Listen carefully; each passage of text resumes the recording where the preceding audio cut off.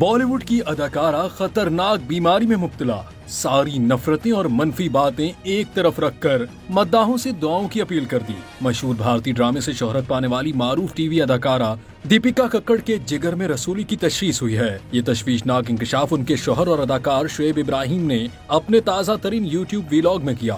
शुएब इब्राहिम ने अपने वीलॉग का आगाज ये कहते हुए किया कि हम हमेशा अपने मद्दाहों के साथ अच्छी और बुरी हर चीज शेयर करते हैं, इसलिए ये खबर आप तक पहुंचनी चाहिए। दीपिका के जिगर में ट्यूमर पाया गया है, जिसे डॉक्टर बिल्कुल भी हल्का नहीं ले रहे हैं। शुएब ने बताया कि ट्यूमर के बारे में सुनने के बाद उनकी पहली परेशानी ये थी कि क्या ये कैंसर हो सकता है। उनका कहना था कि सिटी स्कैन में कैंसर की कोई अलामत नहीं दिखाई दी, ताहम डॉक्टर अभी तक किसी चीज की तस्दीक नहीं कर सके। शुएब इब्राहिम ने अपने मद्दाहों से अपील की कि वो दीपिका की सेहत के लिए दुआ करें, जिस तरह उन्होंने उनके वालिद की सेहतयाबी के वक्त दुआएं की थी।